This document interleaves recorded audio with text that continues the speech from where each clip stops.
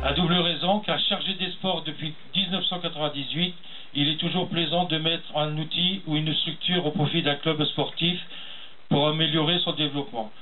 Et l'autre raison, c'est d'avoir pu participer au souhait de mon ami Jeannot. J'y reviendrai plus tard. Notre ville pourrait mériter le qualificatif Méru la sportive. Cet attribut repose en fait sur deux grandes réalités, nos équipements et nos clubs de sport. Permettez-moi en tout premier lieu de saluer le dévouement des bénévoles dont l'action participe à l'architecture de notre vivre ensemble. Ils sont un maillon essentiel de l'éducation apportée à nos enfants. Je crois que nous avons ce matin l'éclatante démonstration. Auparavant, je souhaite pouvoir ajouter que l'ensemble de nos clubs sportifs constitue un terreau sur lequel se cultivent les valeurs universelles du sport. Les clubs sport luttent concrètement contre le repli sur soi. Pour moi, et sans contexte, les clubs et le pratique sportif constituent par nature un lieu de découverte et en conséquence un vecteur de reconquête du lien social. C'est pourquoi, depuis toujours, Méru a su entretenir cet esprit sportif par son tissu associatif, dont le dynamisme n'a jamais cessé de croître. Les chiffres parlent d'eux-mêmes. Méru, c'est une trentaine de clubs sportifs, teintés de fair-play, et près de 3000 licenciés. Je tiens à réaffirmer l'engagement de la municipalité de Méru pour soutenir le développement du sport dans la cité. Ici, c'est sur ce site... Oui, je fais une tartine pour mon genou. Non, attends, pas venir. Ici, c'est ce site, comme sur tous les autres, en intérieur comme en extérieur, en équipe ou individuellement, filles et garçons entrent dans une démarche éducative, complémentaire à celle de l'école et de la famille. Le sport vise à apprendre à ses membres les valeurs sportives, telles que l'excellence, le respect et l'amitié. Celle-ci se décline tout au long d'un parcours sportif, de l'entraînement en passant par les compétitions jusqu'au podium, ce qui fait du sport un outil d'éducation citoyenne. Aussi fort de ce constat, de cette valeur ajoutée, nous, les élus, devrons tout faire pour entretenir cette dynamique positive, et cela passe par la réhabilitation et la création d'équipements dédiés à la pratique sportive. Dans ce cadre, nous voici donc aujourd'hui devant notre dernière réalisation, un anneau d'entraînement cycliste, qui vient grossir ce site sportif ô combien jalousé par beaucoup de clubs extérieurs. Effectivement, cette ancienne piste d'athlétisme autour du stade Léo-Lagrange a été enrobée afin de permettre en toute sécurité l'initiation et les entraînements des tout petits à l'école cycliste du Vélo-Club méruvien.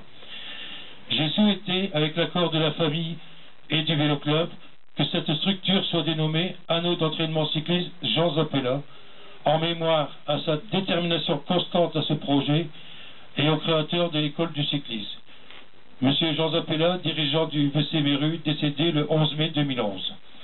J'aurais aimé qu'il soit là, près de moi, et je lui aurais dit « T'as vu Jeannot, c'est fait, il est là ton anneau ». Et il m'aurait répondu « Bétail ». Mais je crois qu'il doit nous regarder de là-haut, à moins qu'il est parti chasser la galinette cendrée.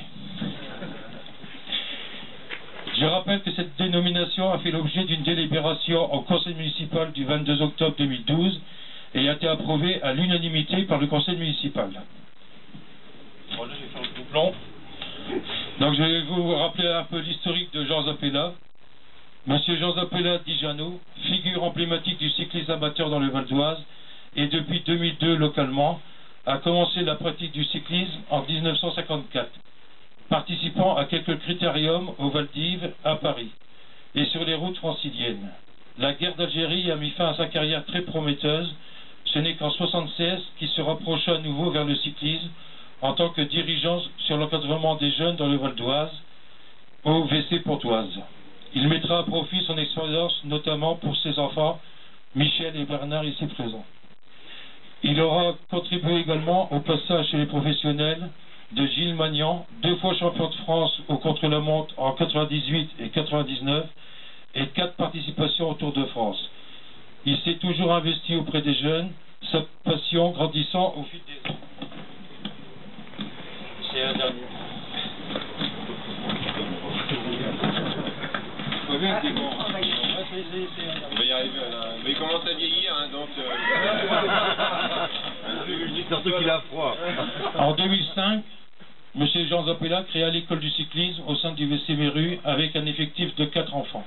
D'année en année, et grâce à son dévouement, elle ne fera que croître pour atteindre aujourd'hui une vingtaine de jeunes de 4 à 12 ans, avec des résultats élogieux sous l'égide aujourd'hui de Lydie et de son équipe.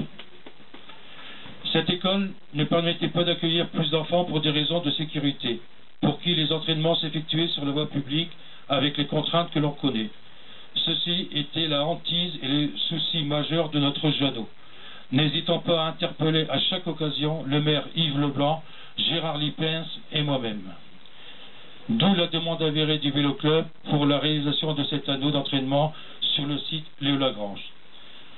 Je fais une aparté, je profite de ce moment pour vous dire que parmi ces jeunes cyclistes, les couleurs du VC Méru seront en juin prochain sur grand écran lors de la sortie nationale du film La Grande Boucle avec Clovis Cornillac pour le 100e anniversaire du Tour de France.